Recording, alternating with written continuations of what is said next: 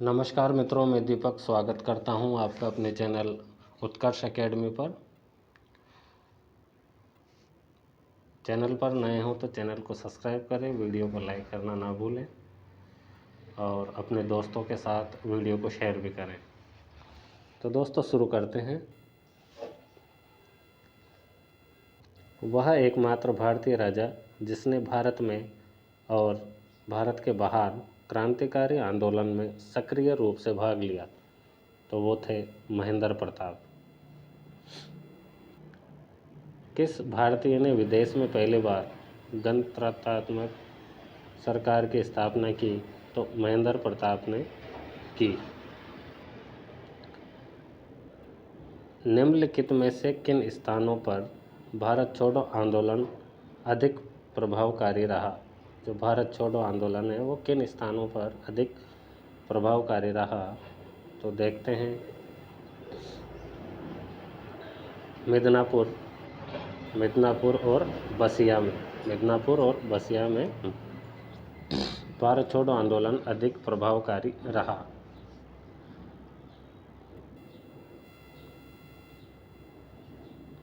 भारतीय नौसेना में विद्रोह कब हुआ? तो भारतीय नौसेना में विद्रोह 1946 में हुआ।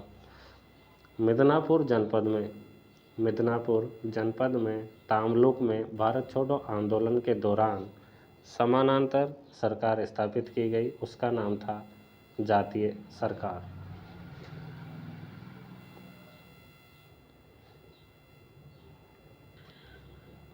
फांसी के तख्ते पर चढ़ाए जाने से पूर्व किस क्रांतिकारी ने यह कहा, हम फिर जन्म लेंगे, फिर मिलेंगे और मातृभूमि की सेवा के लिए अपने क्रांतिकारी साथियों के साथ मिलकर एक बार फिर संघर्ष करेंगे? तो ये कहने वाले थे Ram Prasad Bismil. Indian national army के संगठनकर्ता थे रास बिहारी बोस। कांग्रेस के किस अधिवेशन में असहयोग प्रस्ताव पारित हुआ? तो नागपुर में। बंगाल में मिलीजुली सरकार में सम्मिलित थी कृषक प्रजा पार्टी एवं मुस्लिम लीग। भारत छोड़ो आंदोलन किसके समग्र नेतृत्व में चलाया गया था? भारत छोड़ो आंदोलन किसके समग्र नेतृत्व में चलाया गया था? तो ये जो आंदोलन था भारत छोड़ो आंदोलन वह नेतृत्व विहीन था। माउंटबेटन योजना जो कि 3 जून 1947 में शुरू हुई, तो माउंटबेटन योजना का संबंध किससे है? तो अंग्रेज़ों द्वारा भारत को सत्ता हस्तांतरण की प्रक्रिया से।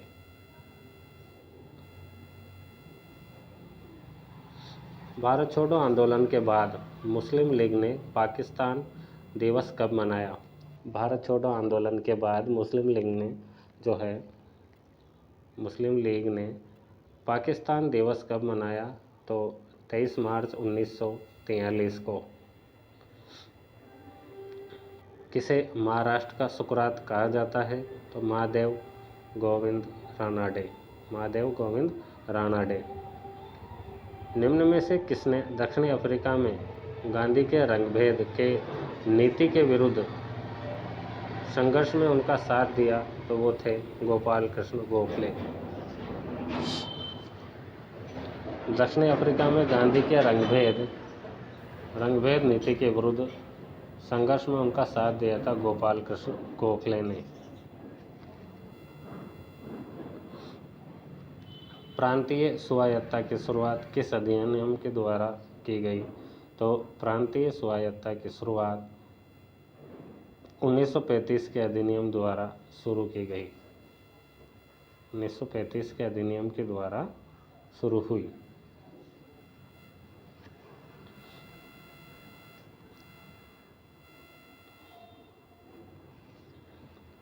अकाली आंदोलन से संबंधित सत्य कथनों का चुनाव कीजिए। तो अकाली आंदोलन से संबंधित सत्य कथनों का चुनाव करते हैं। यह आंदोलन धार्मिक मुद्दों को लेकर शुरू हुआ, पर इसका जो अंत हुआ वो भारतीय स्वतंत्रता संग्राम की एक महत्वपूर्ण घटना के रूप में हुआ।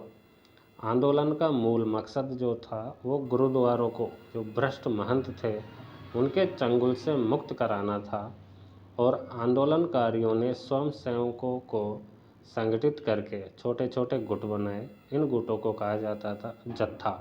तो ये सभी कथन सत्य हैं। किस स्थान पर पहली बार अकाली आंदोलन को रक्तपात से गुजरना पड़ा? तो ननकाना स्थान से। अंतरंजखेड़ा, जहाँ प्राचीन लौह अवशेष मिले हैं, किस राज्य में अवस्थित है? तो अंतरंजखेड़ा जो है यूपी में, उत्तर प्रदेश में स्थित है। रेख्ता किस भाषा का प्राचीन नाम है? तो रेख्ता है उर्दू भाषा का प्राचीन नाम। सिरोही का विलय राजस्थान में कब हुआ? 1 नवंबर 1956 को। और विजय सिंह पथिक किस आंदोलन के प्रमुख नेता थे?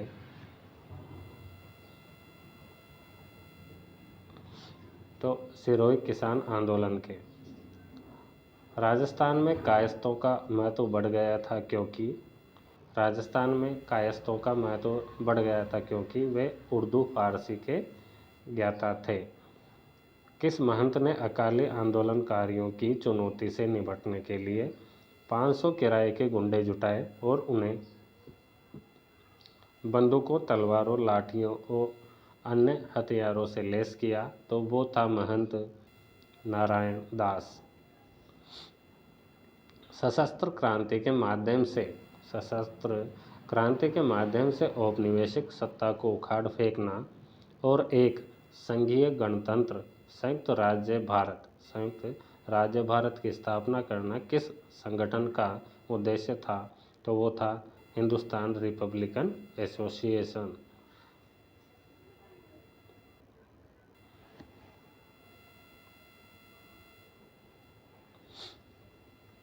राजस्थानी चित्रकला का स्वर्ण काल माना जाता है 16वीं सदी को राजस्थानी चित्रकला का स्वर्ण युग माना जाता है। निहाल चंद राजस्थान का एक उल्लेखनीय चित्रकार माना जाता है। वह राजस्थान की किस शैली का चित्रकार था? तो किशनगढ़ शैली का। मोरध्वज निहाल चंद ने ही बनीठनी का चित्र बनाया। बेराठ प्राचीन काल में राजधानी था मत्स्य राज्य की। 1935 में किसके नेतृत्व में कम्युनिस्ट पार्टी का पुनर्गठन हुआ?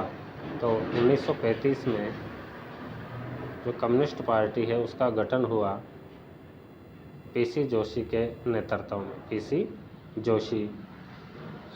किस अधिवेशन में पहली बार कांग्रेस ने देशी रियासतों के प्रति अपनी नीति घोषित की, जिसमें रियासतों के राजाओं ने तुरंत उत्तरदायी सरकार के गठन की मांग की? तो वो अधिवेशन था नागपुर अधिवेशन 1920।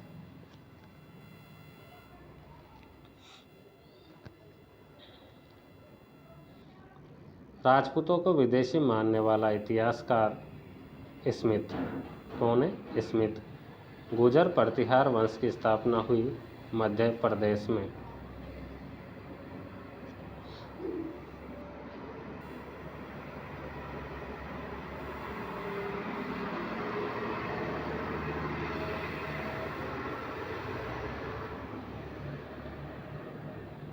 लॉर्ड डलहौजी ने गोद प्रथा निषेध का सिद्धांत किस पर लागू किया? सिर्फ हिंदू राजाओं पर लागू किया। निम्न में से किसके अनुयायी को नेचुरी कहा जाता है? तो सर सैयद अहमद खां के जो अनुयायी थे उनको नेचुरी कहा जाता है। निम्न में से किस संगठन की स्थापना 1902 के भारतीय विश्वविद्यालय आयोग की रिपोर्ट के विरोध में की गई? 1902 में जो भारतीय विश्वविद्यालय आयोग की रिपोर्ट आई तो उसके विरोध में एक संगठन की स्थापना की तो उस संगठन का नाम है don society. Don society.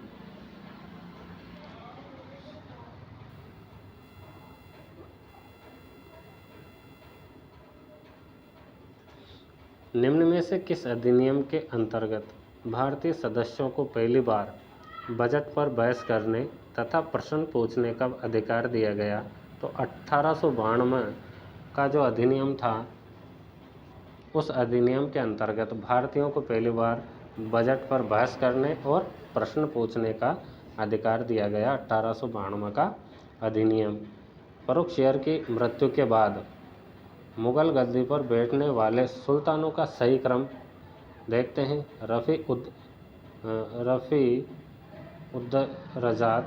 रफ़ी-उद-दौला, Mohammad Shah और अहमद शाह। साहू की सेना ने ताराबाई की सेना को, जो साहू की सेना थी, उसने ताराबाई की सेना को किस युद्ध में परास्त किया? तो पालखेड़ के युद्ध में परास्त किया।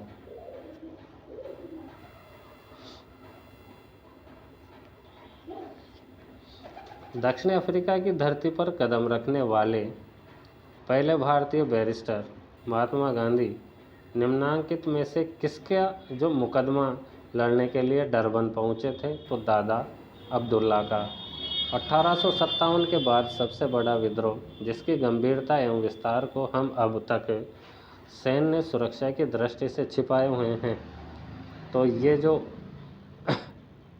लाइन है, 1857 ईस्वी के बाद सबसे बड़ा विद्रोह जिसकी गंभीरता एवं विस्तार को हम अब तक सैन्य सुरक्षा की दृष्टि से छिपाए हुए हैं, तो भारत छोड़ो आंदोलन के बारे में यह किसने कहा? तो देखते हैं किसने कहा। यह कहा लॉर्ड लिनलिथगो ने। कांग्रेस दल की उग्र शाखा ने जिसमें एक प्रमुख नेता जवाहरलाल नेहरू थे, इंडिपेंडेंस फॉर इंडिया लीग की स्थापना की। यह लीग किसके विरोध में स्थापित की गई? तो यह लीग नेहरू रिपोर्ट के विरोध में स्थापित की गई। Independence for India league. Ring fence का संबंध है वॉरेन हेस्टिंग्स से।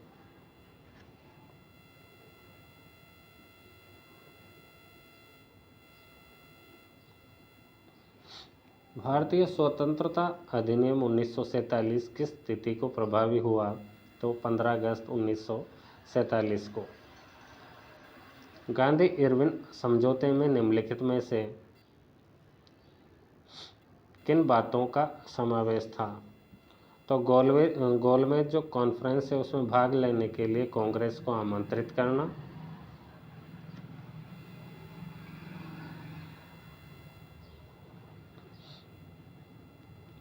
सविनय अवज्ञा आंदोलन के संबंध में घोषित अध्यादेश वापस लेना, पुलिस की जातियों की जांच के लिए गांधी जी के सुझावों को स्वीकारना और केवल ऐसे कैदियों की रिहाई जिन पर हिंसा का अभियोग नहीं लगाया गया था।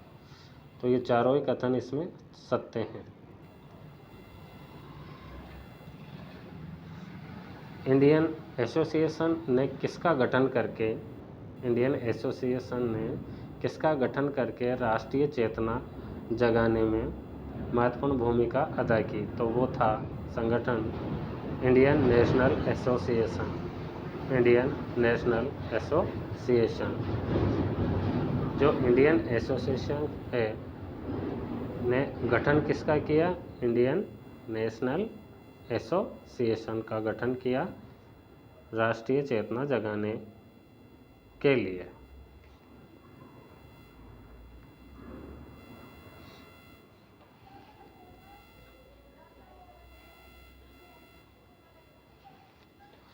मेगास्थनीज ने भारत में 7 जातियों का उल्लेख किया है। तो इन 7 जातियों में से कौन सा वर्ग मेगास्थनीज की सूची में नहीं है? तो वो था दास। सूची में जो थे दार्शनिक, पशुपालक, कृषक थे, लेकिन दास जो है सूची में नहीं था। किस मौर्यकालीन स्तंभ के शीर्ष पर एक विशाल हाथी अंकन है? तो संकिसा स्तंभ के शीर्ष पर। मौर्य काल में सबसे महत्वपूर्ण उद्योग कौन सा था? वस्त्र उद्योग। गुप्त काल में किस उद्योग में विशेष प्रगति परिलक्षित दिखाई देती है? तो धातु उद्योग में। बाल गंगाधर तिलक ने किस समाचार पत्र का प्रकाशन किया? तो केसरी का किया। केसरी मराठी भाषा में।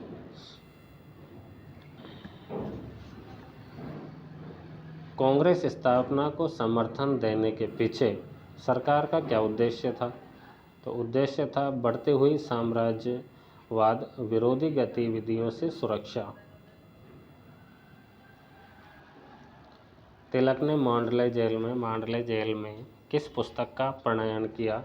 तो वो थी पुस्तक का नाम गीता रहस्य।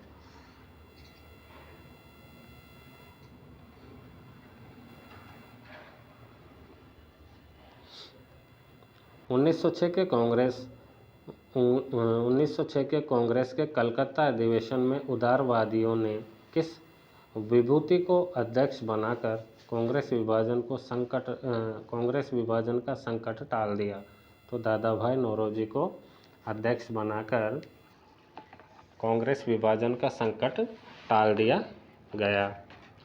खिलाफत आंदोलन था किस दृष्टि से कांग्रेस के लिए लाभप्रद रहा? खिलाफत आंदोलन किस दृष्टि से कांग्रेस के लिए लाभप्रद रहा? तो भारतीय मुसलमानों की सहानुभूति मिली।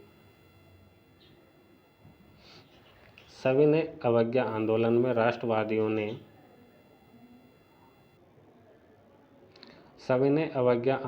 राष्ट्रवादियों ने कार्रवाई का मुख्य मुद्दा बनाया था नमक कानून तोड़ना।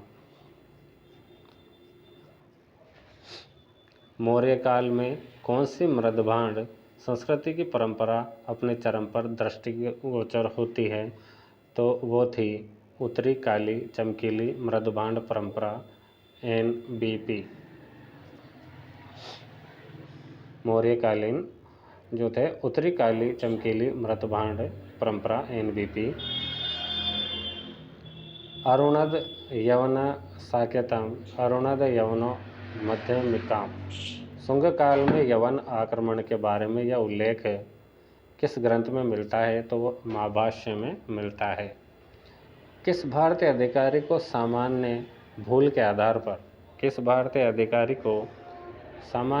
के आधार पर 1869 में इंडियन सिविल सर्विसेज से हटाकर सरकार ने प्रजातीय भेद नीति का उदाहरण रखा? तो सुरेंद्रनाथ बनर्जी को। 1869 में इंडियन सिविल सर्विसेज से हटा दिया सरकार ने, किसको? सुरेंद्रनाथ बनर्जी को।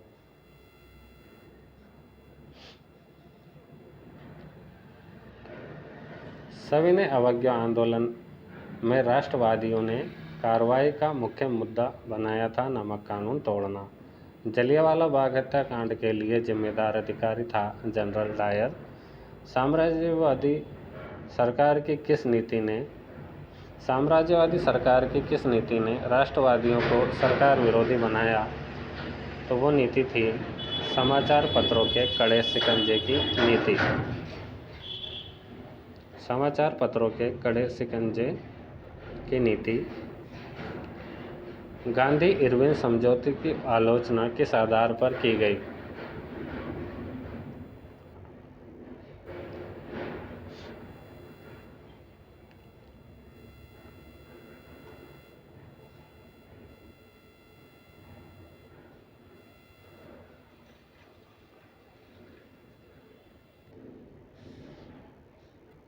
उन्नीस सौ 1946 में भारतीय नौसेना के नाविकों ने विद्रोह किया बम्बई में। 1946 में भारतीय नौसेना के नाविकों ने विद्रोह किया।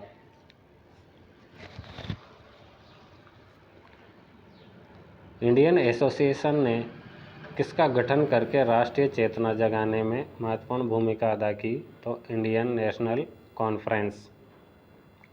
वेवेल योजना का ठोस परिणाम था शिमला सम्मेलन का बुलाया जाना।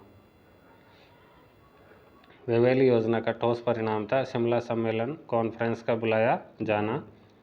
उस कमेटी में जिसने नेहरू रिपोर्ट तैयार की, लिबरल फेडरेशन का प्रतिनिधित्व किसने किया? तो तेज बहादुर सरपू।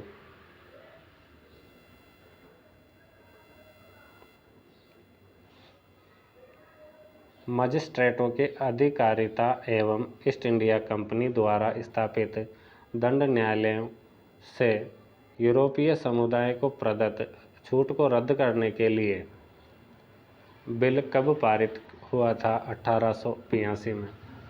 मजिस्ट्रेटों की अधिकारिता एवं ईस्ट इंडिया कंपनी द्वारा स्थापित जो दंड न्यायालय हैं, उनसे यूरोपीय समुदाय को प्रदत्त छूट को रद्द करने के लिए एक बिल पारित हुआ। वो हुआ 1882 में। 1919 के व्यापार विवाद अधिनियम ट्रेड्स डिस्प्यूट्स एक्ट में निम्नलिखित में से किसका प्रावधान था? अधिकरणों की एकल प्रणाली तथा हड़तालों पर रोक। अधिकरणों की एकल प्रणाली तथा हड़तालों पर रोक। 1927 की बटलर कमेटी 1927 की जो बटलर कमेटी है उसका उद्देश्य क्या था? तो उद्देश्य था भारत सरकार एवं देशी रियासतों के बीच संबंध सुधारना। जो भारत सरकार और देशी रियासतों के बीच संबंध सुधारना, ये बटलर समिति का उद्देश्य था। किशनगढ़ शैली का सर्वाधिक प्रसिद्ध चित्र है बनीठनी। किशनगढ़ शैली के प्रसिद्ध चित्र बनीठनी का चित्रकार था निहाल चंद। वृद्ध राजस्थान का निर्माण हुआ 23 मार्च 1949 को।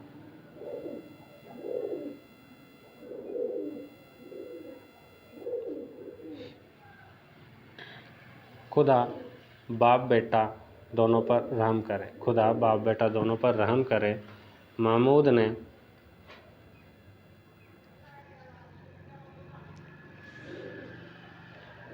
ने देश की संपन्नता को नष्ट भ्रष्ट कर दिया और वहाँ ऐसे कारनामे किए जिनके फलस्वरूप हिंदू धूल कणों की भांति चारों दिशाओं में बिखर गए। उनके बिखरे हुए अवशेष आज तक मुसलमानों के प्रति घोर घृणा का भाव रखते हैं। यह कथन किस समकालीन मुस्लिम इतिहासकार का है? अल-बरूनी का। और यहाँ महमूद गजनवी की बात हो रही है। तो खुदा बाप बेटा दोनों पर रहम करे। महमूद ने देश की संपन्नता को नष्ट भ्रष्ट कर दिया और वहाँ ऐसे कारनामे किए जिनके फलस्वरूप हिंदू धूल कणों की भांति चारों दिशाओं में बिखर गए। उनके बिखरे हुए अवशेष आज तक मुसलमानों के प्रति घोर घृणा का भाव रखते हैं। यह कथन है अल-बरूनी का। आधुनिक गणित का आधार अंक दशमलव प्रणाली, जिसे अरब में हिंदसा कहा जाता है। आधुनिक गणित का आधार